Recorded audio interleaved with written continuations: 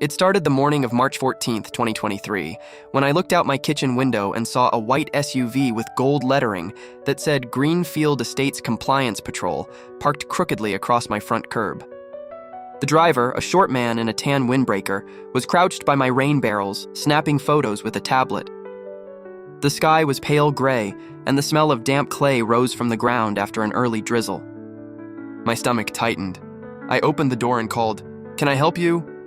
He barely looked up. "Inspection," he said, pointing at my native garden like it was a crime scene. By noon, a violation notice was taped to my door. "Unsightly debris," it read in blue ink, citing overgrown vegetation and non-conforming ground cover. My hands shook as I read it. They called my drought-resistant garden trash. I'd spent 4 years cultivating it: sage, prickly pear, milkweed, and crimson penstemon, plants that thrived without irrigation. That evening, I walked the yard, running my fingers through the coarse silver-green leaves, feeling heat rising behind my eyes. A week later, 2 HOA board members came by with clipboards. One said, "We have to maintain community standards."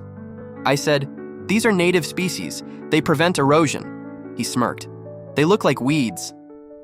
Then came the fines, $150 a day. Letters arrived on glossy letterhead, and I started losing sleep. I began digging. In the county courthouse basement, I found a scanned deed from 1978 mentioning Federal Soil Conservation Overlay. My pulse quickened. I cross-referenced it with Title 16 of the U.S. Code, soil protection statutes predating the HOA charter. I called a friend at the Department of Agriculture, who confirmed it.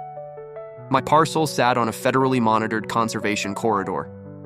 That made their bylaws subordinate. I hired an environmental attorney, filed an injunction, and contacted a local reporter. When the news aired, showing me holding the original deed and citing the federal clause, neighbors started whispering. The HOA's smug president avoided eye contact at the next meeting. A week later, they withdrew the fines. 2 months after that, the board received a compliance order mandating restoration of all removed native plants, on their dime. Watching crews replant milkweed under the same gray sky that had once made me dread each morning, I finally exhaled.